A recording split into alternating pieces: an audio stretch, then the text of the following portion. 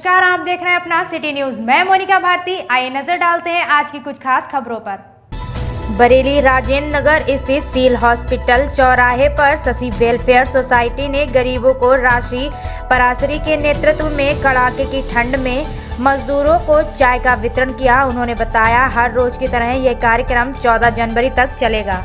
मेरा नाम राशि पाराशरी है। मैं शशि वेलफेयर सोसाइटी की अध्यक्ष हूँ। क्या कार्यक्रम है?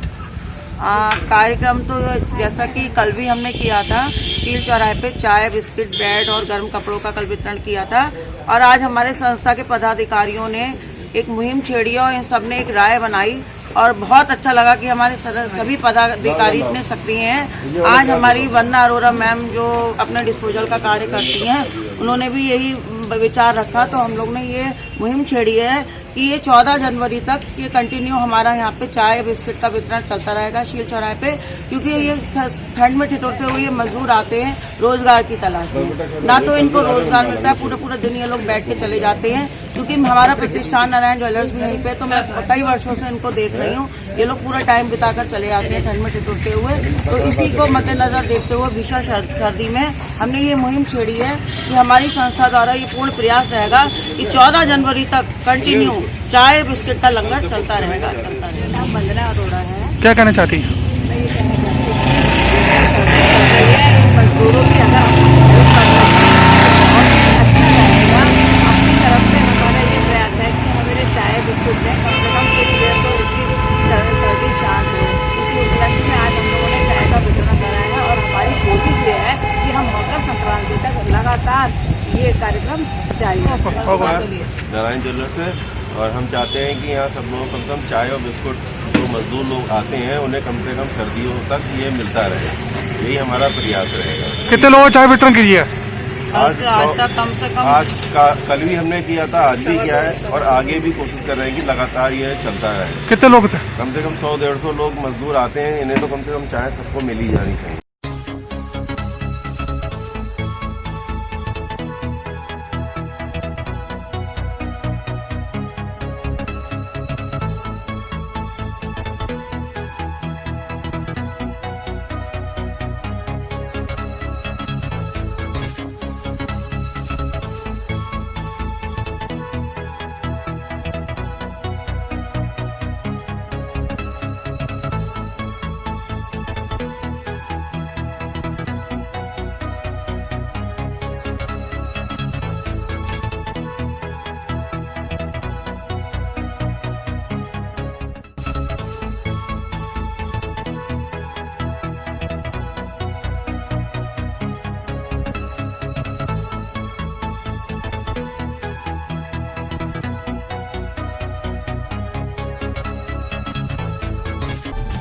छात्रा के जबरन धर्म परिवर्तन के मामले में आया नया मोड़। छात्रा ने वीडियो वायरल करके लगाई सुरक्षा की गुहार। पुलिस मामले की जांच में जुटी। दरअसल बरेली के बहेड़ी कोतवाली क्षेत्र में एक छात्रा के पिता ने सीओ बहेड़ी को प्रार्थना पत्र दिया था, जिसमें छात्रा के पिता ने आरोप लगाया है कि बरेली के रहने वाले 2 युवकों ने उनकी बेटी का जबरदस्ती धर्म परिवर्तन कराकर उसका विवाह कर दिया। जिसके बाद वो लोग धमकी दे रहे हैं कि लड़की का पीछा छोड़ दो, नहीं तो अंजाम अच्छा नहीं होगा। इसी मामले में छात्रा ने एक वीडियो वायरल किया है, जिसमें उसने बताया है कि उसने बिना किसी के दबाव में धर्म परिवर्तन कर मंजीत के साथ आर्य समाज मंदिर में शादी की और उसके मायके वाले उसका पीछा छोड़ दें। मेरा नाम सादिया है। मेरे पापा का नाम सलीम अहमद है। मैंने अपनी मर्जी से शादी कर ली। इसमें मेरे किसी भी जानने वाले का कोई भी हाथ नहीं है। मुझे ब्रजेश से कोई मतलब नहीं है, ना ही मैंने उसे कुछ दिया है। अगर कल की डेट में मेरे पति के साथ या मेरे किसी भी जानने वाले व्यक्ति के साथ कुछ भी होता है तो इसका पूरा जिम्मेदार मेरा घर होगा। वो मुझे जान से मारने की धमकी दे रहा है। वहीं इस मामले में पुलिस की ओर से अभी तक कोई मुकदमा दर्ज नहीं किया गया है और मामले की जांच के बाद कार्यवाही की बात कही है। क्या है पूरा मामला? पूरा मामला ये है, बच्ची मेरी धर्म परिवर्तन करा दिया मस्जिद में और विक्की आर्यन, ये बहुत अच्छे दोस्त थे इसके, मगर पता नहीं था ये ऐसा कर बैठे। कितना समय हो गया आपके? आज मेरी लड़की को 2 अगस्त को गई थी, आज 4 महीने हो गए। इसकी सूचना पुलिस विभाग को किसी को दी थी आपने? पहले नहीं दी कि डर के वजह से कि रिश्ता टूट ना जाए, आ जाएगी लड़की। उसकी उन लोगों से मुलाकात कैसे हुई? मुलाकात सिद्धि विनायक में ये पढ़ती थी और ये 2 लड़के पढ़ते थे, आर्यन और विक्की। बहुत अच्छे दोस्त थे, मैं इनको अपने बेटे की तरह मानता था, मगर मुझे पता नहीं था ये मिल के मतलब ये कि वो करेंगे, दवा करेंगे। अब वो लोग क्या कह रहे हैं? ये मेरी लड़की और पैसा जो 5 लाख रुपया है और 7 तोले सोना वो मिल जाए मुझे, बेटी मिल जाए। क्या होगा आपकी बेटी? आर्यन विक्की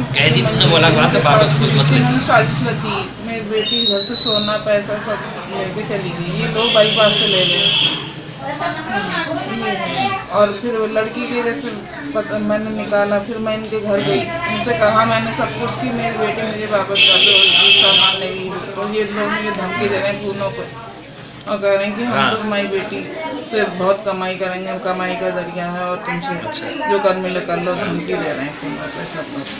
कितना पैसा ले गई? पैसा ले गई 5 लाख रुपए और 7 तोले सोना। कितना समय हो गया आपकी बेटी को?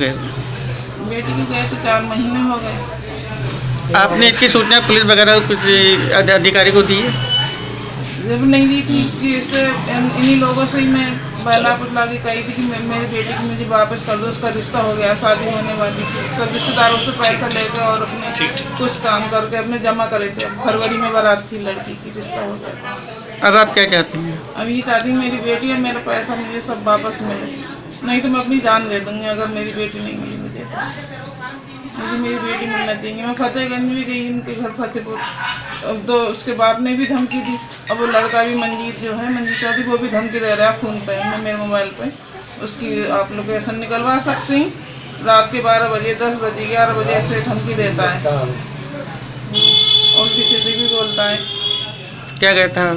ये कहता है अगर मेरे खिलाफ तुमने कोई भी वो दी कार्रवाई करी है कुछ तो मेरा तुम देखो रिकॉर्ड फतेहगंज थाने में और बरेली कैंट में, और गन मेरे पास हर टाइम रहती है।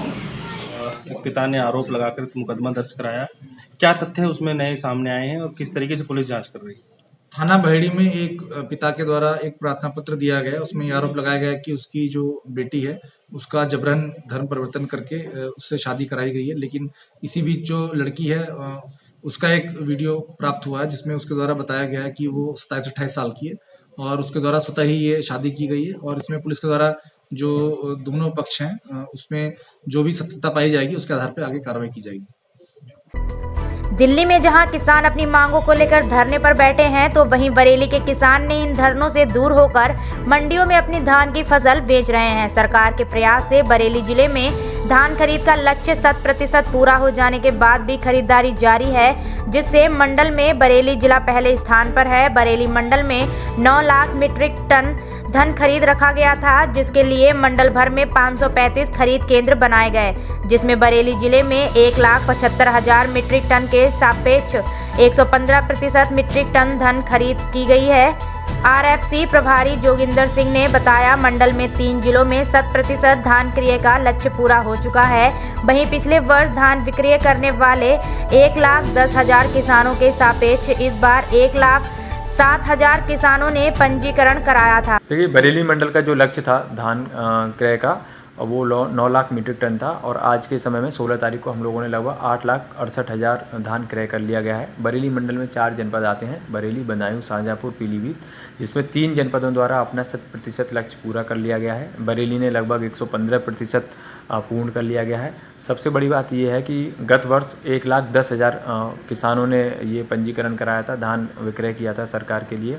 इस साल आज की दिनांक में लगभग 1,60,381 किसानों का धान क्रय किया गया है। इसके अलावा मैं आपको बताना चाहूँगा कि जो टोटल हम लोगों ने जो क्रय किया है वो 1662 लगभग 1,622 करोड़ रुपए की जो धनराशि थी उसका धान क्रय किया है। और जो हम लोगों ने किसानों को भुगतान किया है साथ समय वो लगभग 1,239 करोड़ रुपए का भुगतान हुआ है, जो लगभग 76.4% है, जिसमें बरेली भी अव्वल है। बरेली का लगभग 84.2% है। और मैं आपको एक और बात बताना चाहूँगा कि जो धान क्रय में जो अनियमितताएँ हैं उसमें जो हम लोगों ने कार्रवाई की है, लगभग 26 प्राथमिकी दर्ज कराई हैं पूरे मंडल के 4 जनपदों में, जिसमें हम लोगों ने बिचौलियों को गिरफ्तार भी कराया है। जिसमें हम लोगों ने धान क्रय जो हमारे प्रभारी हैं उन पर भी FIR कराई है जब उन लोगों की संलिप्तता उसमें पाई गई। इसके अलावा हम लोगों ने 7 निलंबन कराए हैं, 5 मौके पर गिरफ्तारियां भी हुई हैं, 3 को प्रतिकूल प्रविष्टि दी गई है और 16 चेतावनियां जारी की गई हैं। एक और जो हम लोगों ने अभिनव प्रयास किया था कि जो क्रय केंद्र बाहर इस तरह से चल रहे थे उनको हम लोगों ने मंडी में शिफ्ट किया था। लगभग 47 क्रय केंद्र ऐसे थे जो बाहर दूरस्थ क्षेत्रों में चल रहे थे, जहां पर यह माना जा रहा था कि यहाँ पर एक कहीं ना कहीं अनियमितता हो सकती है। तो हम लोगों ने जो निकट सरकारी परिसर होता है मंडी का या उप केंद्र होता है मंडी का, वहाँ पर हम लोगों को शिफ्ट कराया केंद्रों को। उससे ये रहा कि गुणवत्तापूर्ण खरीद हुई, छोटे किसानों को वरीयता दी गई।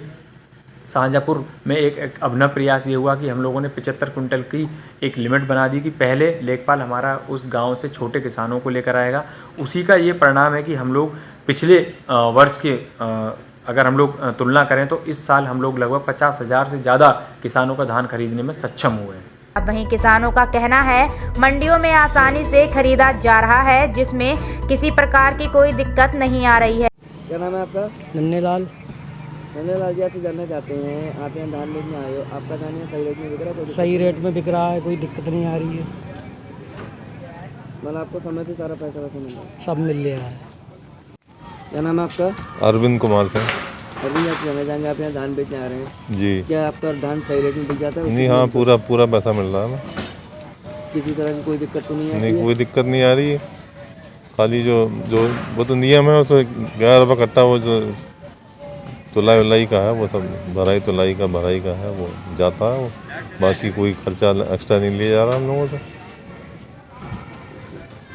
पेमेंट में ज़रूर अभी थोड़ा सा दिक्कत हो रही है, समय पर पेमेंट नहीं हो पा रहा है, वो तो बाकी सब ठीक चल रहा है। हाँ, बाकी ठीक है। टोकन इशू होता है हर एक को, हमें आज का टोकन मिला था, अभी ट्रक लोड हो रहे हैं तो वजह से काम रुका हुआ है। ट्रक लोड करने के बाद हमारा जो धान उतारेंगे। क्या नाम है तुम्हारा? नरेंद्र कुमार। मुझे तुमने जानना चाहेंगे, तुम्हें अपना धान बेचने आए हो, तुम्हारा धान यहाँ सही रेट में बिक रहा है? सही रेट में बिक रहा है और सही दिक्कत में बिक रहा है। पैसा वैसा सब समय से मिल जा रहा है तुम्हें? सब समय से मिल रहा है, नतीजा कोई परेशानी नहीं है? कोई परेशानी नहीं है।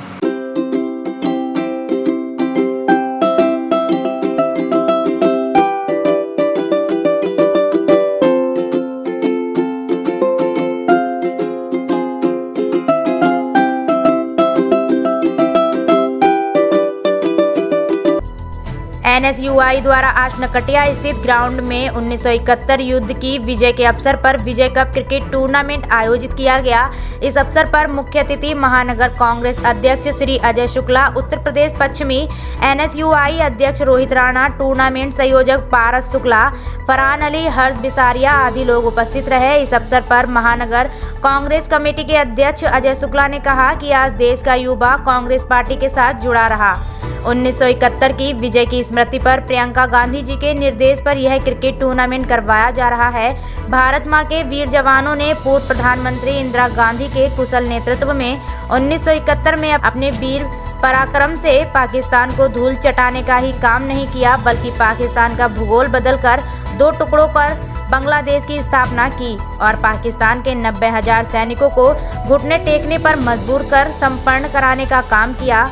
इस अवसर पर NSUI उत्तर प्रदेश पश्चिम अध्यक्ष रोहित राणा ने कहा, NSUI छात्रों के हितों में कार्य करती है। आज विजय दिवस की स्मृति पर युवाओं की प्रतिभा को निखारने के लिए क्रिकेट टूर्नामेंट कराया जा रहा है, जिससे ग्रामीण अंचल की प्रतिभाओं को मौका दिया जा सके।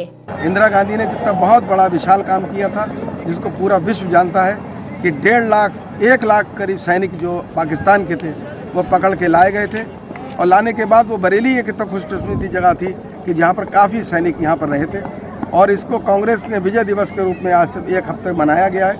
आज क्रिकेट का प्रतियोगिता चल रही है, काफ़ी लोग युवाओं के संग जुड़े हुए हैं, और जिस तरीके से युवा नेतृत्व ने हमेशा कांग्रेस को विजय दी, इसी तरीके से हम लोग ये कार्यक्रम कर रहे हैं, विजय दिवस के रूप में मना रहे हैं। आज ही के दिन पूर्व प्रधानमंत्री आयरन लेडी इंदिरा गांधी जी ने अपने शौर्य का परिचय देते हुए हमारी देश की सेना ने पाकिस्तान को घुटनों पर लाकर बांग्लादेश को अलग करने का कार्य किया था। आज कांग्रेस पार्टी की छात्र संगठन ने NSUI ने शौर्य दिवस को, विजय दिवस को बरेली में क्रिकेट टूर्नामेंट कराकर मनाने का काम किया है, और ग्रामीण परिवेश में खेल की भावना को बढ़ावा देने का कार्य किया है।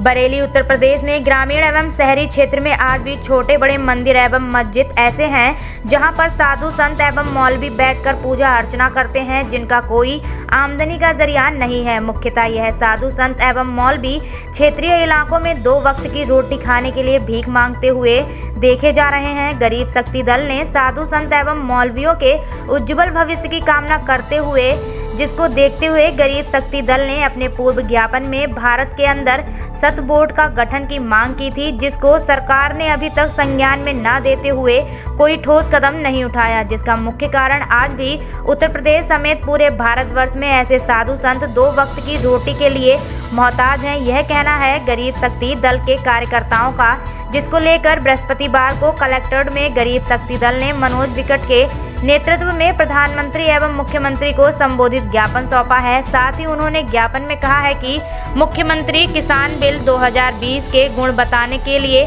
बरेली आ रहे हैं, परंतु उपरोक्त किसान बिल में भेजे गए पूंजीपतियों कंपनियों का हस्तक्षेप नहीं होना चाहिए। इसका हम लोग विरोध करते हैं। उत्तर प्रदेश का मुखिया संत ऐसो आराम की जिंदगी जीता है और दूसरी तरफ संत क्षेत्र में भीख मांग रहे हैं। क्या नाम है आपका?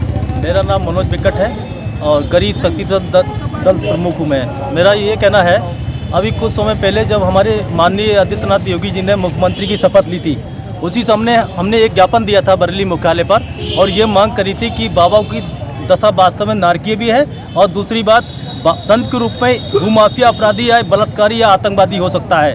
क्यों ना इनकी एक पुलिस वेरिफिकेशन या स्पेशल क्राइम ब्रांच द्वारा इनकी जांच कराई जाए और एक भारतीय संत बोर्ड का गठन किया जाए, जिसमें मौलवी, पादरी और साधु संत सभी को इन्वॉल्व किया जाए। लेकिन उस पर कार्रवाई कितनी हुई, हमारे लिए क्या कार्रवाई की गई, कोई प्रगति सूचना हमारे पास तक नहीं आई। फिर भी पुनः आज हमारे बरेली आगमन पर माननीय आदित्यनाथ योगी जी हैं और यहाँ पर किसानों को संबोधित करने आ रहे हैं। किसान बिल के बारे में गुण बताएंगे, क्या क्या फायदे हैं उसके। तो इसी मौके पे हमने एक ज्ञापन यहाँ पर पुनः इस ज्ञापन की याद दिलाते हुए दिया है कि साथ में ये भी हमने कहा है कि किसान के लोग जो बिल पास किया गया है वो वास्तव में सराहनीय है, लेकिन उसके अंदर जो जमाखोरी है, जो पूंजीपति हैं या फिर जो कंपनियों को ठेका देने की बात चल रही, वो वास्तव में हमारा गरीब शक्ति दल उसका विरोध करता है। साथ में ये मांग करता है उनसे कि इनको इस किसान बिल से निषेध किया जाए और किसान हित में बिल का संशोधन करके पूरे देश में लागू किया जाए।